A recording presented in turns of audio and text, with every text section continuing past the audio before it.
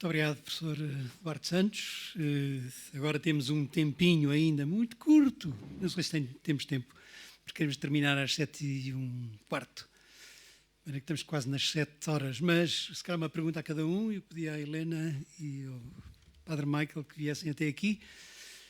Vamos fazer 5 minutos, deixando... Só vou permitir que se faça uma pergunta a cada um, para que escolham.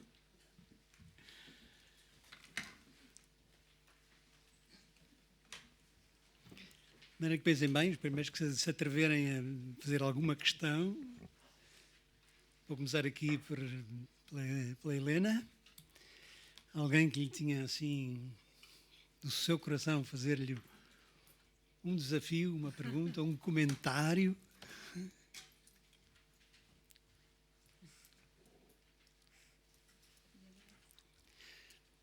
Muito bem. Sim. Não sei se tem um micro.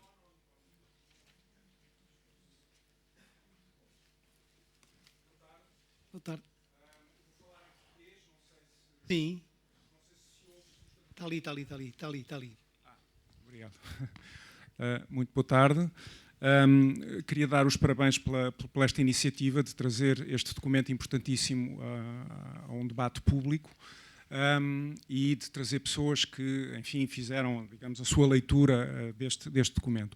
Eu queria, já agora, aproveitar, eu sei que há muito pouco tempo, para dizer que realmente aquilo que me impressiona neste documento, eu não sou católico, fui professor universitário durante muitos anos, sou um cidadão preocupado, obviamente, com o que se passa à minha volta, e o que acho notável neste documento é a mensagem política que ele tem, e que eu acho que apreciei muito as duas análises que foram feitas, as duas opiniões e também a intervenção do professor Duarte Santos, mas realmente sinto que não foi devidamente realçado realmente a força política da mensagem que está nesta encíclica, que não só faz uma extraordinária e claríssima relação entre a crise ecológica e uma crise de modelo civilizacional, portanto, uma mudança do paradigma técnico-científico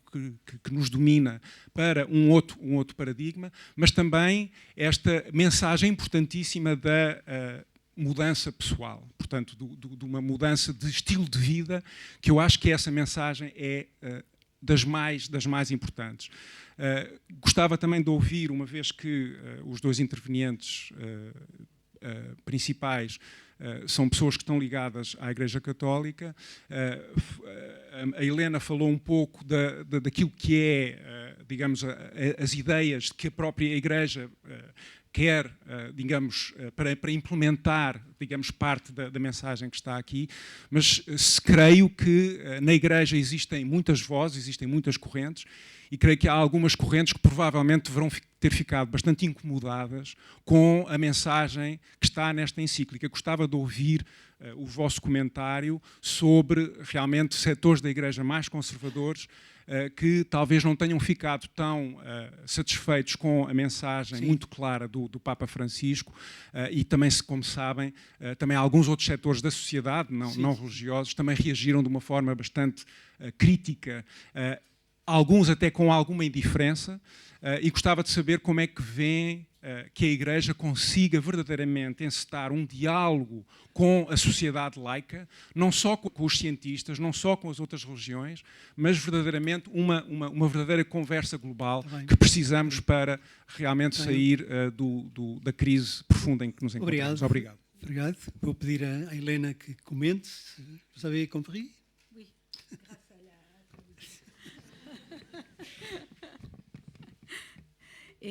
oui, merci. Alors, deux choses, je dirais. Premièrement, merci d'avoir souligné ces dimensions politiques de l'encyclique, parce que je suis d'accord avec vous que j'ai parlé un peu de concept de progrès qui était à revisiter, mais je pense, vous avez bien dit, il y a quelque chose qui est un apport majeur, je pense, c'est l'articulation entre conversion individuelle et changement sociétal. Et là, il y a quelque chose qui est très fort dans cette notion de conversion écologique. Il dit que la conversion écologique, nous, souvent, on l'utilise pour parler au niveau individuel, et il dit très clairement que la conversion écologique, c'est une conversion qui renvoie à une dimension collective et communautaire. Donc là, le rapport entre individuel et collectif, ça renvoie justement à la question politique. Donc c'est vrai que ça, c'est très présent. Alors, sur la question des réactions critiques à l'encyclique, alors je pense qu'il y a eu des réactions très critiques aux États-Unis, mais peut-être le père Michael peut les évoquer plus que moi. Moi, ce que je peux dire, c'est en France, il y a eu... il y a eu quelques secteurs du monde de l'entreprise qui ont réagi un peu à cette question de la décroissance et à la question du système financier et avec quelque chose, à mon avis, qui est à relayer parce qu'on a un peu dit le pape, en fait, ne connaît rien de ces questions-là d'économie et donc, son discours n'a pas de valeur. Et je pense que là, nous avons une responsabilité parce que je pense que ce qu'il dit est vraiment très bien fondé et que là, justement, en tant que chrétiens, nous avons la responsabilité de dire, là, il y a un appel très fort au niveau système économique et politique. Après, c'est vrai qu'il y a, en tout cas en France, un secteur qu'on appelle, qui a été un peu associé à des courants catholiques plus traditionnels, qu'on appelle écologie humaine. Ils utilisent ce terme d'écologie humaine et qui font un peu le lien entre la question écologique et la question de la reproduction par des moyens naturels. Et alors, là, si vous voulez, ce que je trouve très intéressant dans l'encyclique, c'est que le pape, il a utilisé une fois ce terme d'écologie humaine, mais le terme central est celui d'écologie intégrale. Et je trouve que c'est très fort d'avoir mis l'accent en écologie intégrale, parce que pour moi, intégrale renvoie à une notion qui est centrale dans la pensée sociale de l'Église, que c'est celle de développement intégral, c'est-à-dire développement de tous les hommes et de tout l'homme. Et donc, ce qu'il a mis en avant, c'est cette idée d'écologie intégrale. Et donc, alors, par rapport à votre question, je dirais, j'espère, oui, que cette encyclique va permettre le dialogue aussi à l'intérieur de la communauté catholique entre les différentes sensibilités. Je l'espère. Voilà, c'est un désir. Merci. If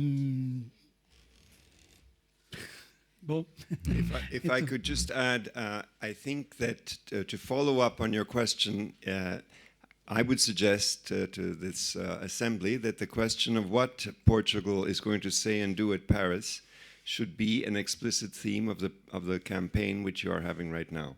And politicians who are not able to explain the position of Portugal and what position it should take don't deserve to be elected. I would suggest that would be a practical way of implementing.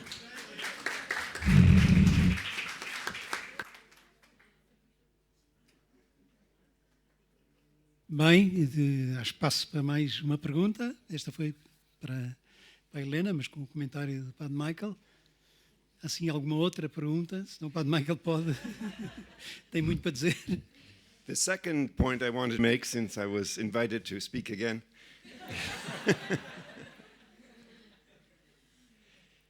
is that I think our greatest responsibility as Christians and as citizens is to accept the challenge of after Paris.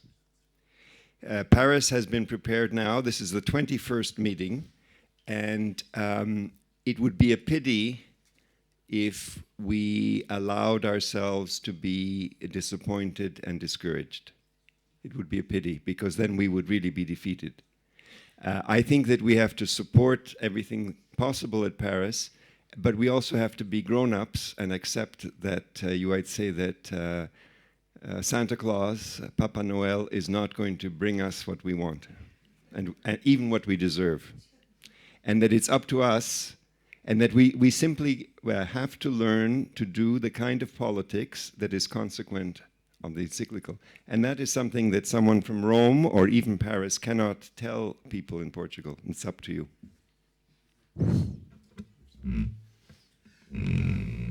Também gostaria de dizer algo sobre este assunto, porque penso que a encíclica é extremamente corajosa no que respeita à questão da mudança climática e, sobretudo, por ter posto em causa que uma solução que tem sido adotada para diminuir as emissões e que é o comércio das emissões seja a boa solução. Isto é profundamente significativo e foi das coisas que mais foi atacada nos Estados Unidos, em particular pelos candidatos republicanos, porque, reparem, o sistema de comércio de emissões, no fundo, é dizer nós conseguimos otimizar a nossa indústria de modo a que as emissões se reduzam, mas, no fundo, o objetivo tem que ser compatível com o paradigma atual, não é? E o que diz a encíclica é que não, que essa provavelmente não é o caminho. O caminho é mais revolucionário.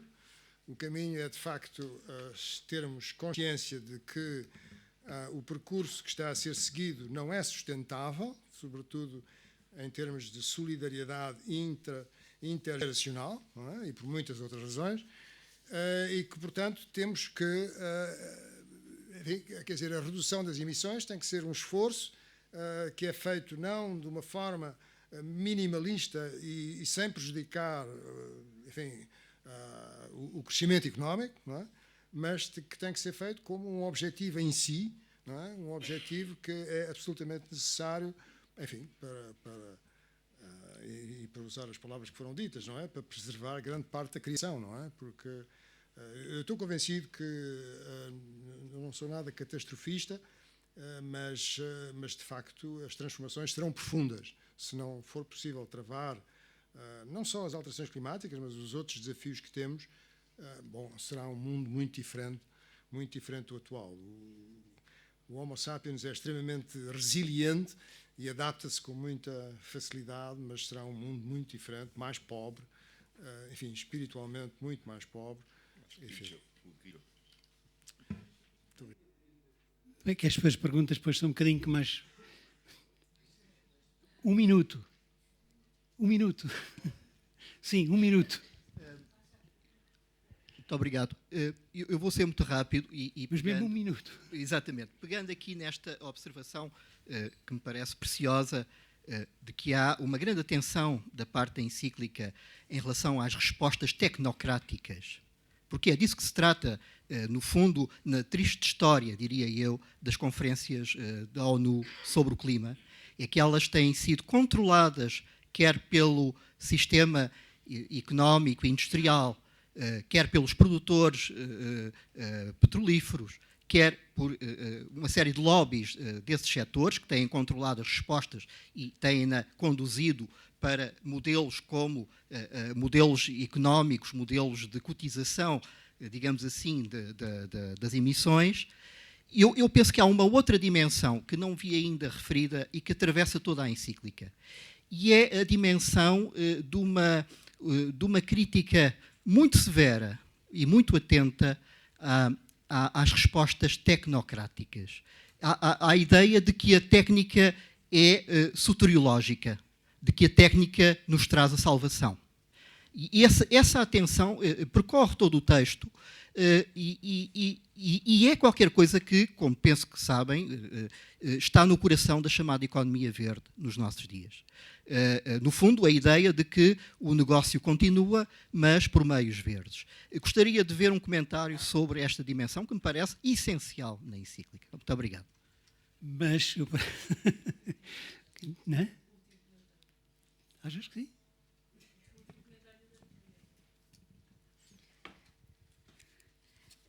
Oui, en effet, c'est vrai qu'il y a une critique très forte au paradigme technologique et en même temps, et c'est là un peu ce qu'on disait avant, et en même temps, en disant que la technologie est quelque chose de très bon et qui peut être au service de la vie humaine. Et donc ce n'est pas une condamnation absolue, mais c'est la manière dont cette technologie est devenue comme un absolu en soi. Alors, je pense que vous avez raison qu'aujourd'hui, le risque un peu de ce souci par l'écologie peut devenir voilà, la technologie verte, donc la croissance verte, et donc c'est finalement la technologie qui va permettre de mieux respecter la nature. Et je pense que c'est vrai, et il faut faire attention, et c'est vrai ce que vous dites au niveau politique aujourd'hui, les lobbying industriels sont très forts et évidemment ils freinent beaucoup les négociations à ce niveau, au niveau international, mais je pense qu'il y a des choses qui avancent malgré tout.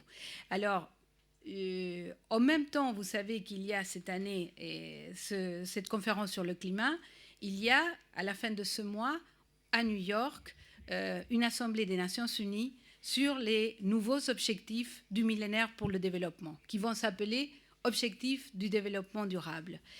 Et à cette conférence, le pape va être présent.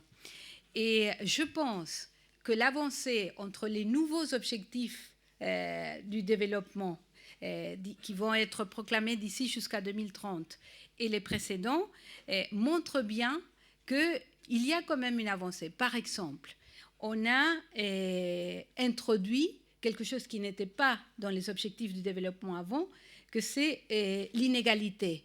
C'est pas, ils disent, le problème, ce n'est pas uniquement la pauvreté, mais le problème, c'est l'inégalité.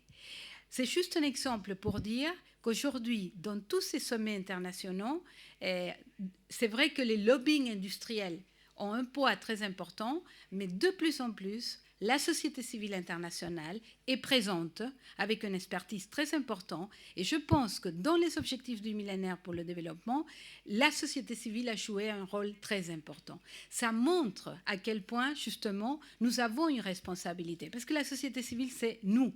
Et si elle peut avoir une voix importante dans les sommets internationaux, c'est justement parce qu'elle s'organise et elle arrive à avoir une voix, mais elle gagne de la place et ça bouge. Alors, pas aussi vite qu'on voudrait, il y a toujours ces lobbying qui vont freiner, mais je pense qu'aujourd'hui, le poids et la force de la société civile internationale dans les sommets internationaux est très grande.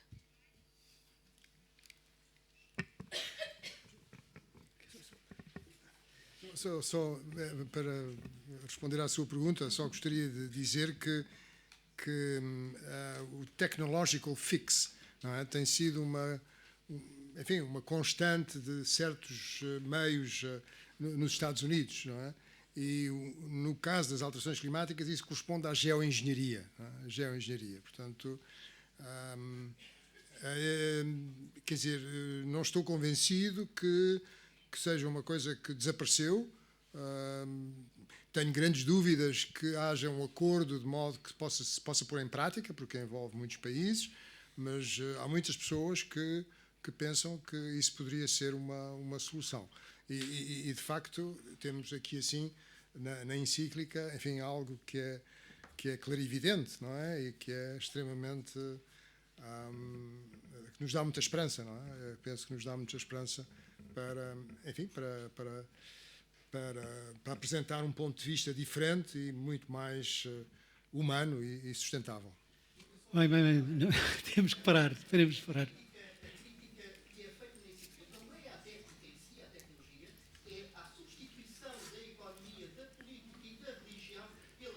Exatamente.